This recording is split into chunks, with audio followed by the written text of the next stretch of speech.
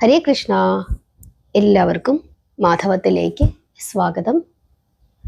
സുന്ദരകാന്ഡമാണ് നമ്മളിപ്പോൾ കഥാരൂപത്തിൽ പറഞ്ഞുകൊണ്ടിരിക്കുന്നത്. കഴിഞ്ഞ ദിവസം നമ്മൾ പറഞ്ഞു നിർത്തിയത് രാമനും ലക്ഷ്മണനും അതുപോലെ തന്നെ സകല വാനരന്മാരും ലങ്കയിലേക്ക് പോകുന്നതിനായി സാഗരത്തിൻ്റെ ആ മണൽപ്പരപ്പിൽ ഒത്തുകൂടിയ ആ ഭാഗം വരെയാണ്.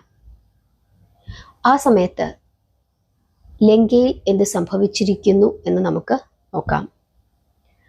രാവണന്റെ വൃദ്ധയായ മാതാവ് തൻ്റെ പുത്രനായ വിഭീഷണനെ വിളിക്കുകയാണ്. എന്നിട്ട് വിഭീഷണനോട് പറയുകയാണ്, നീ രാവണനോട് ചെന്ന് പറയണം, ചില ദുസൂചനകൾ കാണുന്നുണ്ട്. രാവണൻ ചെയ്ത തപസ്സിന്റെ ഫലമായിട്ടാണ് നമുക്ക് ഇത്രയധികം ഐശ്വര്യങ്ങൾ ഒക്കെ വർദ്ധിച്ചത്. പക്ഷേ ഇന്ന് രാവണൻ ചില തെറ്റുകൾ ചെയ്തിരിക്കുന്നു.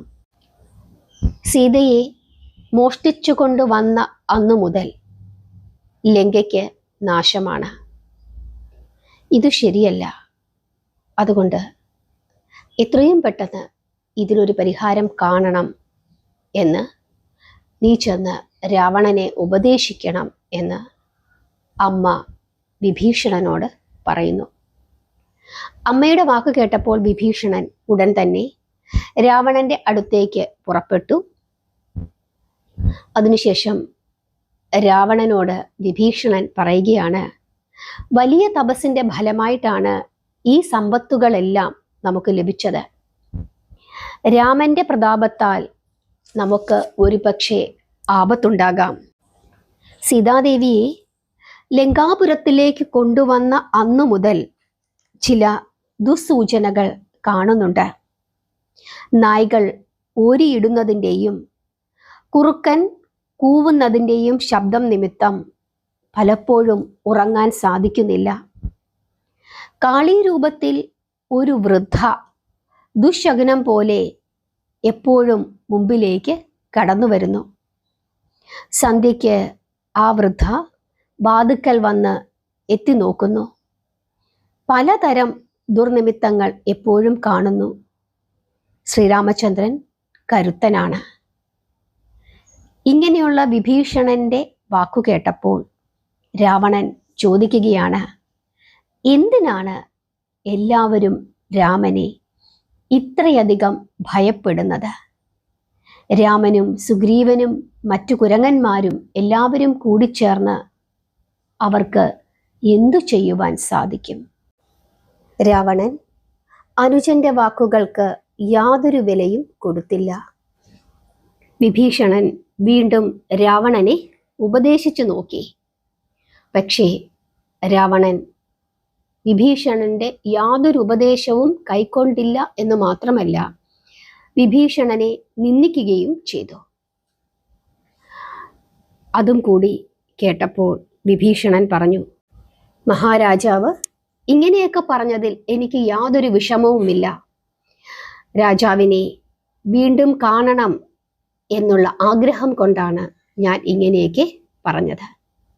ഇത് കേട്ടപ്പോൾ ലങ്കാപതി വീണ്ടും കൽപ്പിച്ചു, മനസ്സിലായി വിഭീഷണ, എനിക്കെല്ലാം മനസ്സിലായി. സ്വജനങ്ങളിൽ ആരെങ്കിലും ധനികനായി സുഖിക്കുന്നത് കണ്ടാൽ മറ്റു സ്വജനങ്ങൾക്ക് അത് സഹിക്കില്ല. സ്വന്തം മരണം സഹിക്കും, എന്നാലും സ്വജനത്തിൻ്റെ ഐശ്വര്യം സഹിക്കുകയില്ല. നിരന്തരം മറ്റുള്ളവൻ ആപത്ത് സംഭവിച്ചുവോ എന്ന് അന്വേഷിച്ചുകൊണ്ടേയിരിക്കും. അതുകൊണ്ട് നിന്റെ വാക്കുകളൊന്നും ഇവിടെ വിലപ്പോവുകയില്ല. നിനക്ക് ഞാൻ ചെയ്യുന്ന പ്രവൃത്തിയിൽ എന്തെങ്കിലും ബുദ്ധിമുട്ട് തോന്നുന്നുണ്ടെങ്കിൽ ഉടൻ തന്നെ നീ ഈ രാജ്യം വിട്ടുപൊയ്ക്കൊള്ളുക. അല്ലെങ്കിൽ നിനക്ക് വലിയ ദുഃഖം പിന്നീട് ഉണ്ടാകേണ്ടി വരും. ഇങ്ങനെ രാവണൻ ക്രോധത്തോടു കൂടി പറഞ്ഞപ്പോൾ വിഭീഷണൻ വീണ്ടും പറഞ്ഞു, രാജൻ, ഇഷ്ടം പറയുന്ന ആളുകൾ ധാരാളം എല്ലായിടത്തും ഉണ്ടാകും. അപ്രിയമായ സത്യവും ഹിതവും പറയുന്നവരും കേൾക്കുന്നവരും ദുർലഭമാണ്. മരണം നിന്റെ മുടിക്കെട്ടിൽ പിടിച്ചു കഴിഞ്ഞിരിക്കുന്നു. അതുകൊണ്ടാണ് എൻ്റെ വാക്കുകൾക്ക് യാതൊരു വിലയും നിനക്ക് നൽകുവാൻ തോന്നാത്തത്. ജ്യേഷ്ഠ, കത്തുന്ന വീടുകളിൽ നിന്നും ബുദ്ധിയുള്ളവർ ഇറങ്ങിയോടും.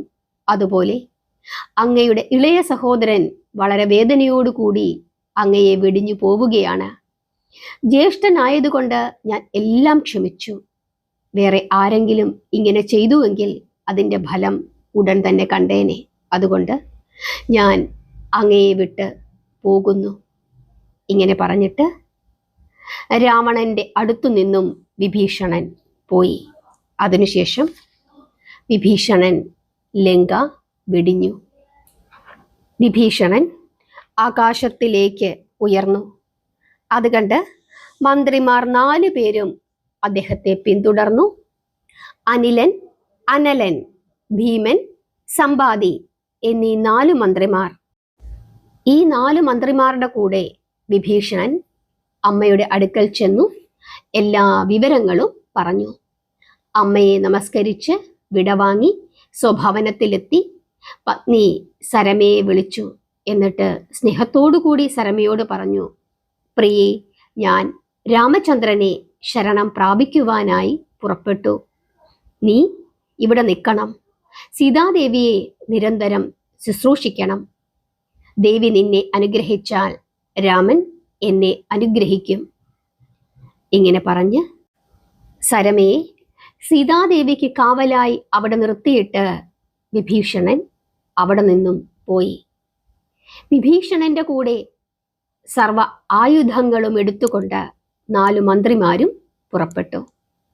ലങ്ക വെടിഞ്ഞ് ആകാശമാർഗത്തിൽ സഞ്ചരിക്കുമ്പോൾ വിഭീഷണൻ മന്ത്രിമാരോട് പറഞ്ഞു, ആപത്ത് ആസന്നമായ സമയത്താണ് ഞാൻ ജ്യേഷ്ഠനെ ഉപേക്ഷിച്ചത്. രാമന്റെ സമീപത്തേക്ക് ഇപ്പോൾ പോയാൽ അത് ദുഷ്കീർത്തി ഉണ്ടാക്കും. അതിനാൽ ഞാനിപ്പോൾ പോകുന്നില്ല. രാവണൻ നശിച്ചു കഴിഞ്ഞതിനു ശേഷം രാമന്റെ അടുത്തേക്ക് ചെല്ലാം. അതുവരെ ഏതെങ്കിലും വിജനമായ കാട്ടിൽ രാമപാദങ്ങൾ ധ്യാനിച്ചുകൊണ്ട് കഴിയാം എന്നാണ് ഞാൻ വിചാരിക്കുന്നത്. ഇങ്ങനെ പറഞ്ഞെങ്കിലും സ്വന്തം മനസ്സിനെ പിടിച്ചു നിർത്തുവാൻ വിഭീഷണന് കഴിഞ്ഞില്ല. രാമപാദങ്ങളെ സേവിക്കുവാനുള്ള ആഗ്രഹം മനസ്സിൽ തുടിച്ചുകൊണ്ടിരുന്നു. അടക്കുവാൻ കഴിയുന്നില്ല. അതുകൊണ്ട് മന്ത്രിമാരെ, നിങ്ങൾ എന്താണ് ശരിയായ കാര്യം എന്ന് ആലോചിക്കൂ എന്ന് വിഭീഷണൻ വീണ്ടും അവരോട് പറഞ്ഞു. അവർ പറഞ്ഞു, അങ്ങയുടെ ജ്യേഷ്ഠനായ ധനപതി കുബേരന്റെ അടുത്തേക്ക് നമുക്ക് ചെല്ലാം. അദ്ദേഹം പരമവിജ്ഞാനിയും ശുദ്ധമതിയുമാണ്. അദ്ദേഹം നമുക്ക് നേർവഴി കാണിച്ചു തരും എന്ന് മന്ത്രിമാർ പറഞ്ഞപ്പോൾ വിഭീഷണന് സന്തോഷമാവുകയും ആകാശമാർഗത്തിലൂടെ വിഭീഷണൻ കൈലാസത്തിലേക്ക് പോവുകയും ചെയ്തു. ആ സമയത്ത് മഹാദേവൻ മഹാദേവിയോട് പറഞ്ഞു, കേൾക്കൂ പ്രിയേ, രാവണന്റെ അനുജനായ വിഭീഷണൻ നമ്മുടെ കൂട്ടുകാരനായ കുബേരന്റെ അടുത്ത് എത്തിയിട്ടുണ്ട്. സീതയെ തിരികെ കൊടുത്ത് രാമനോട് സ്നേഹം പുലർത്തണമെന്ന് വിഭീഷണൻ രാവണനോട് പലതവണ പറഞ്ഞു. പക്ഷേ അവനത് കേട്ടില്ല. അതുകൊണ്ട് ലങ്ക വെടിഞ്ഞ് ശ്രീരാമനെ ആശ്രയിക്കുവാൻ പുറപ്പെട്ടു. എങ്കിലും പല സംശയങ്ങൾ നിമിത്തം എൻ്റെ പ്രിയ സുഹൃത്ത് കുബേരന്റെ അടുത്ത് ഇപ്പോൾ എത്തിച്ചേർന്നിട്ടുണ്ട്. അവിടെ സംശയം തീർന്നില്ലെങ്കിൽ ഒരു പക്ഷേ അവൻ ഇങ്ങോട്ടേക്ക് വന്നേക്കാം. വിഭീഷണനെ രാമന്റെ അടുത്തേക്ക് പറഞ്ഞയക്കണം. ആരെങ്കിലും രാമചന്ദ്രനെ ആശ്രയിക്കുന്നത് കണ്ടാൽ എനിക്ക് പരമമായ ആനന്ദമാണ് ഉണ്ടാകുന്നത്. ആ സമയം വിഭീഷണൻ കുബേരന്റെ അടുത്തേക്ക് എത്തിച്ചേർന്നു. കുബേരൻ വിഭീഷണനെ സന്തോഷത്തോടു കൂടി സ്വീകരിച്ചു. എന്നിട്ട് ചോദിച്ചു, യാത്ര സുഖമായിരുന്നില്ലേ? ബന്ധുക്കൾക്ക് എല്ലാവർക്കും സുഖം തന്നെയല്ലേ? എന്താണ് മുഖം വാടിയിരിക്കുന്നത്? എന്തുകൊണ്ടാണ് ഇങ്ങനെ ചിന്തിച്ചുകൊണ്ടിരിക്കുന്നത്? ഇത് കേട്ടപ്പോൾ വിഭീഷണൻ പറയുകയാണ്, സുഖമായി യാത്ര ചെയ്തു വന്നു. ബന്ധുക്കൾക്ക് ഇപ്പോൾ സുഖമാണ്. എങ്കിലും ഒരു ദുഃഖമുണ്ട്. ജ്യേഷ്ഠൻ രാവണൻ രാമന്റെ പത്നി സീതയെ അപഹരിച്ചു ലങ്കാപുരത്തിൽ കൊണ്ടുവന്നു. രാമദൂതനായി സീതയെ തേടി വന്ന ഹനുമാൻ ലങ്കാപുരം ചുട്ടരിച്ചു. ഇപ്പോൾ വാനരസംഘം രാമനെയും കൊണ്ട് ലങ്കാസമുദ്രത്തിന്റെ ഉത്തര തീരത്തു വന്നിട്ടുണ്ട്. അതറിഞ്ഞ ഞാൻ ജ്യേഷ്ഠനോട് പറഞ്ഞു, സീതയെ രാമചന്ദ്രന് കൊടുത്ത് രാമനുമായി രമ്യതയിൽ എത്തണമെന്ന്. പക്ഷേ അതു കേൾക്കാതെ എന്നെ അപമാനിച്ചു. അതുകൊണ്ട് ലങ്ക വെടിഞ്ഞ് ഞാനിപ്പോൾ ഇങ്ങോട്ടേക്ക് വന്നിരിക്കുന്നു. ഇനി ഞാൻ എന്തു ചെയ്യണം? എന്നെ ഉപദേശിക്കണം. ഇങ്ങനെ വിഭീഷണൻ കുബേരനോട് പറഞ്ഞപ്പോൾ കുബേരൻ പറയുകയാണ്, അനുജ, ഇത് എനിക്ക് നേരത്തെ തന്നെ അറിയാമായിരുന്നു. നിന്റെ മുഖത്തു നിന്നും കേൾക്കുവാൻ വേണ്ടി ചോദിച്ചതാണ്. ഇപ്പോൾ ചെയ്യേണ്ടത് ഉടൻ തന്നെ രാമലക്ഷ്മണ സുഗ്രീവന്മാർ ഉള്ളിടത്തേക്ക് ചെല്ലുക എന്നതാണ്. നീ ചെന്നാൽ ഉടൻ തന്നെ രാമചന്ദ്രൻ മിത്രമായി നിന്നെ സ്വീകരിക്കും. രാക്ഷസ രാജ്യത്തിലെ രാജാവായി ഇന്നു തന്നെ നിന്നെ അഭിഷേകവും ചെയ്യും. രാമൻ രാവണനെയും കൂട്ടുകാരെയും എല്ലാം നശിപ്പിച്ചിട്ട് രാജ്യം നിനക്കു നൽകിയിട്ട് സ്വദേശത്തേക്ക് മടങ്ങും. അതുകൊണ്ട് സംശയമെല്ലാം വെടിഞ്ഞ് ശ്രീരാമന്റെ അടുക്കലേക്ക് ചെല്ലുക. എല്ലാവരും രാമനെ കാണുക. നിങ്ങളുടെ എല്ലാവരുടെയും ഭയവും ദുഃഖവും എല്ലാം തന്നെ രാമനെ കാണുമ്പോൾ തീരും. ഇങ്ങനെ കുബേരൻ വിഭീഷണനോട് പറയുന്നു. കുബേരൻ ഇത്രയും പറഞ്ഞിട്ടും അത് ശരിയാണോ എന്നുള്ള ചിന്ത വിഭീഷണന് ഉണ്ടാവുകയും അതിനുശേഷം അവർ രണ്ടുപേരും കൂടി ചേർന്ന് മഹാദേവനെ കാണുകയും ചെയ്യുന്നു. ഞാനിപ്പോൾ രാമന്റെ അടുക്കലേക്ക് പോകുന്നത് ശരിയാണോ? ആപത്ത് കാലത്ത് ജ്യേഷ്ഠനെ ഉപേക്ഷിച്ചിട്ട് പോകുന്നത് ശരിയാണോ എന്ന് മഹാദേവനെ വന്ദിച്ചു ചോദിച്ചപ്പോൾ മഹാദേവൻ അരുളി ചെയ്യുകയാണ്, വിഭീഷണ, യാതൊരു സംശയവും വേണ്ട. നീ എത്രയും പെട്ടെന്ന് രാമപാദങ്ങളെ ആശ്രയിക്കുക. അതാണ് ഇപ്പോൾ നീ ചെയ്യേണ്ടത്. അതുമാത്രമാണ് ചെയ്യേണ്ടത്. വിവാദ സമയത്ത് സ്വജനങ്ങളെ വെടിഞ്ഞു എന്ന അപവാദത്തിൽ എന്താണ് ഇരിക്കുന്നത്? ഭക്തി മനസ്സിലുറച്ചാൽ പിന്നെ ആരാണ് ഗൃഹത്തിൽ ഇരിക്കുന്നത്? പ്രഭുവായ അദ്ദേഹത്തിൽ നിന്ന് എന്തെങ്കിലും ആർക്കെങ്കിലും ഒളിച്ചു വെക്കുവാൻ സാധിക്കുമോ? അതുകൊണ്ട് നീ എത്രയും പെട്ടെന്ന് രാമന്റെ പാദങ്ങളെ ആശ്രയിക്കുക. അതുമാത്രമാണ് ഇനി നിന്റെ മുമ്പിലുള്ള ഒരേ ഒരു വഴി എന്ന് ശിവൻ മഹാദേവൻ വിഭീഷണനോട് പറയുന്നു.